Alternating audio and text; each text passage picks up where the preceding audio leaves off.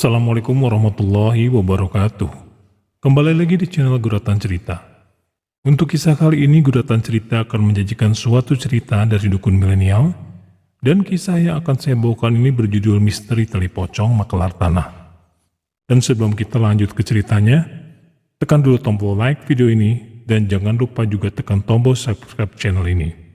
Nyalakan juga lonceng notifikasinya, agar tidak ketinggalan cerita-cerita seram dari Guratan Cerita. Tanpa berlama-lama, mari kita mulai ceritanya.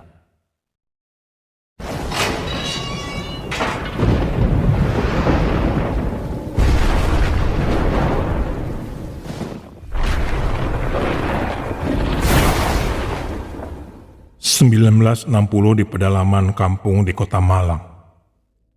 Pagi ini terdengar teriakan pilu seorang wanita, membuat para warga keluar rumah untuk mencari sumber dari suara itu berasal. Semua warga keluar dari rumahnya dan menghampiri rumah yang menjadi sumber keributan di pagi buta tersebut. Tatik pagi ini histeris. Dia histeris melihat sang bayi yang ditinggal selama beberapa menit untuk mengambil air wudhu sudah tidak bernyawa. Pasalnya sebelum dia keluar dari kamar, dia masih bercanda dengan sang buah hati hingga akhirnya dia menyusui bayinya dan tertidur pulas. Barulah dia keluar kamar menuju kamar mandi. Duka mendalam sangat nampak di kedua wajah suami istri tersebut.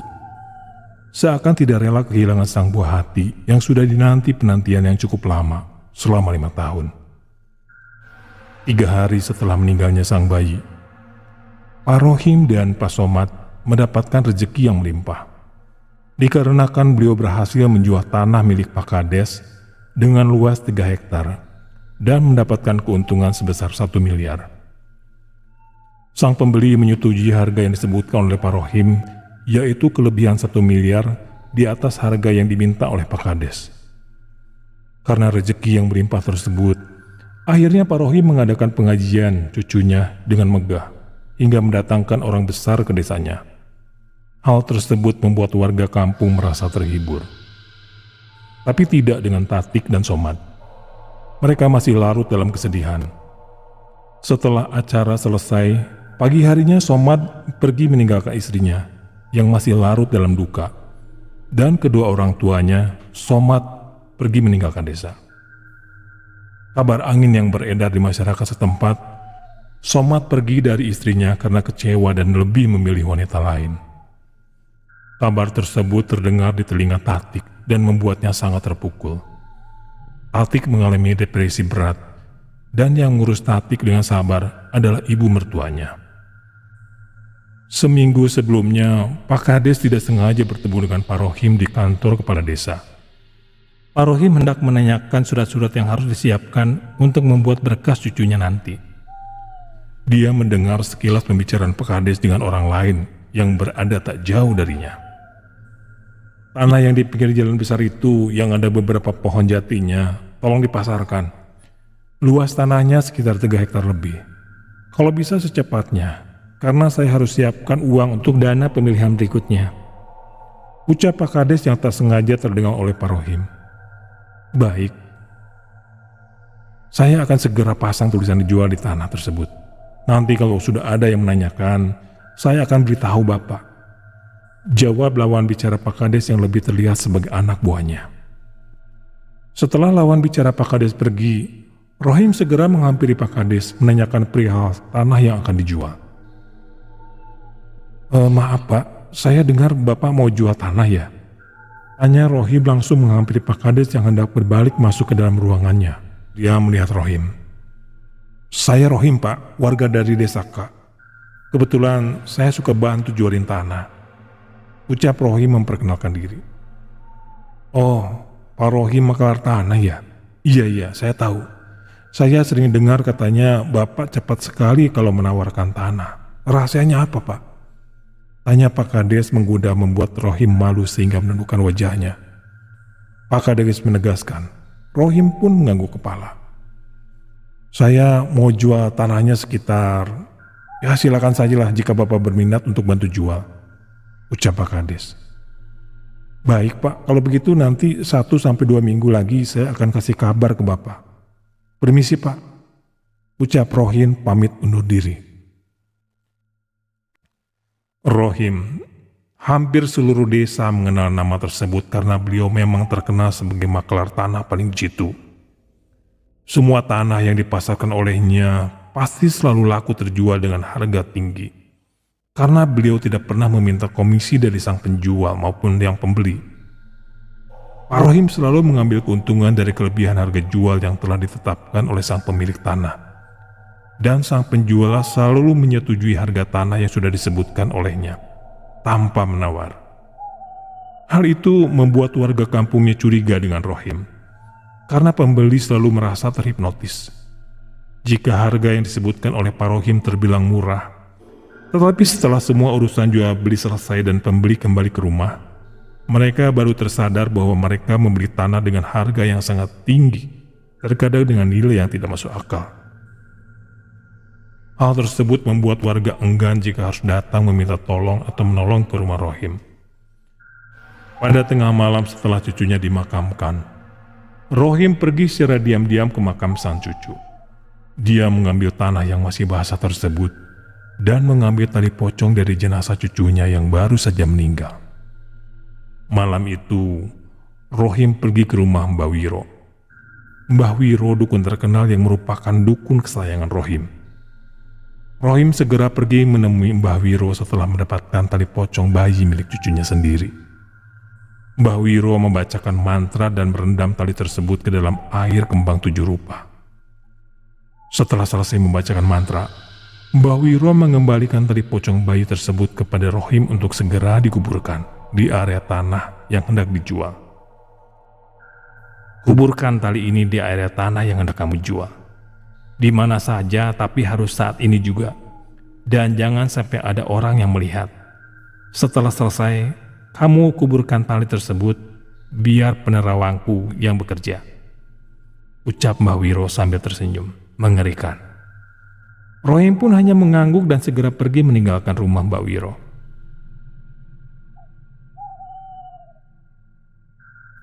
Rohim segera menguburkan tali tersebut di bawah pohon jati. Pohon jati yang berada di bagian paling ujung, karena posisi tanah tersebut berada di pinggir jalan raya, membuatnya harus lebih waspada dan memilih ujung terjauh agar tidak ada orang yang melihat jika ada yang sekedar lewat. Tali itu digunakan sebagai penarik agar makhluk halus bisa menarik para pembeli dan mengaburkan mata maupun pendengaran orang-orang yang hendak membeli. Hal tersebut dilakukan agar para pembeli menyetujui segala hal yang diucapkan oleh Pak Rohim. 2 hari setelah tali pocong tersebut dikubur di tanah milik Pak Kades, tiba-tiba ada orang yang datang ke rumah Rohim. Dia adalah seorang pengusaha muda yang kebetulan sedang mencari tanah untuk keperluan membangun usaha pabrik gula. Sebut saja namanya Pak Nur. "Permisi Pak," terdengar suara dari depan rumah diiringi sebuah ketukan pintu. Tatik berjalan pelan menghampiri pintu dengan keadaan yang begitu mengenaskan. Tatik membuka pintu rumahnya membuat tamu yang berada di depan pintu kaget melihatnya. Pasalnya rambut Tatik sangat berantakan dengan keadaan mata yang sembab serta menghitam. Dengan wajah pucat membuat siapapun yang melihatnya pasti kaget karena takut. "Astagfirullah," ucap Mbak Tin yang mengantar Pak Nur menemui Pak Rohim sambil mengelus dadanya dengan nafas berat yang sedikit tersenggal. Mbak Tin menarik nafas panjang untuk menenangkan dirinya. "Tatik, kamu nyermin banget. Kayak hantu tahu," ucap Mbak Tin yang merasa kaget dan kesal setelah menyadari bahwa orang yang membukakan pintu adalah Tatik. "Panggilin Bapak, ada tamu mau ketemu sama Pak Rohim," ucap Mbak Tin kemudian masuk dan duduk di sofa ruang tamu. Tanpa menjawab, Tatik kemudian berjalan pergi meninggalkan mereka dan menghampiri kamar mertuanya. Setelah mengetuk kamar mertuanya beberapa kali, Tatik pergi dan kembali ke kamarnya. Rohim keluar kamar dan melihat ada tamu yang duduk di ruang tamunya. Dengan segera Rohim menghampiri mereka dan meminta tolong sang istri untuk membuatkan minuman dan menyuguhkan makanan kecil. Setelah berbincang tentang maksud dan tujuan mereka datang, Bibi Rohim tak kuasa mengembang memberikan senyum terindah kepada tamu yang datang ke rumahnya. Setelah perbincangan singkat di ruang tamu tersebut, Rohim mengajak Pak Nur untuk langsung menuju lokasi. Setelah sampai di sana, Rohim menjelaskan batas-batas luas tanah tersebut, serta keuntungan dan basa-basi yang lainnya. Hingga Pak Nur menyetujui nominal dari harga jual yang disebutkan oleh Rohim.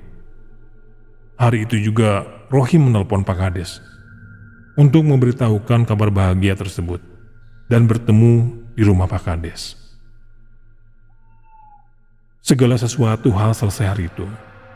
Mulai surat-surat pembayaran dan lain-lain selesai hanya dalam 1 hari. Setelah pembayaran diterima Rohim, semuanya selesai. Segera ia pergi menemui Mbah Wiro dan membayarkan jumlah nominal kepada Mbah Wiro.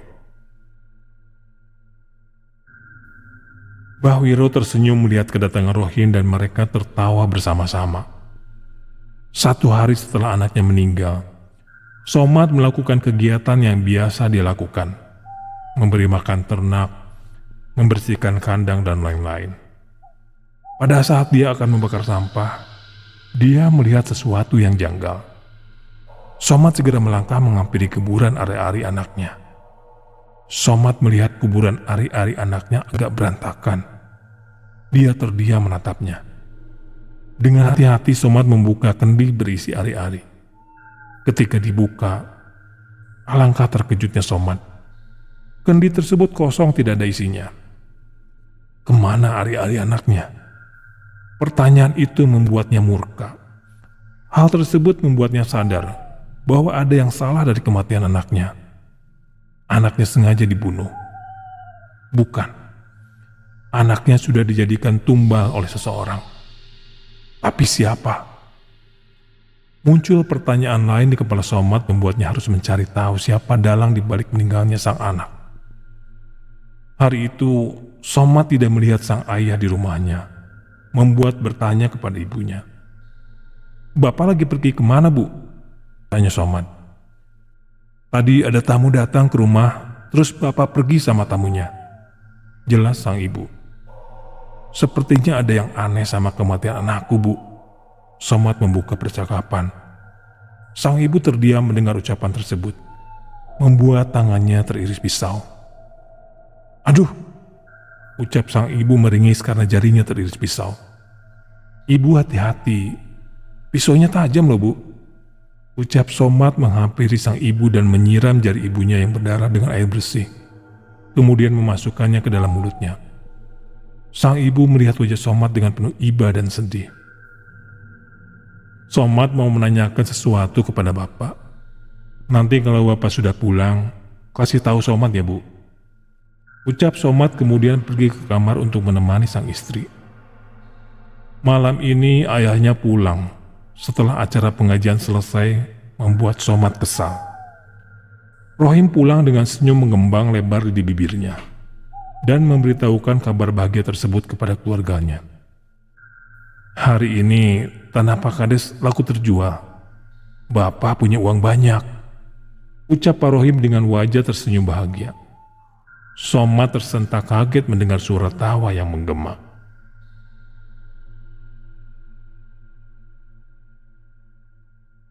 Demikianlah bagian pertama dari cerita guratan cerita pada kali ini. Nantikan kelanjutan di video saya berikutnya. Assalamualaikum warahmatullahi wabarakatuh.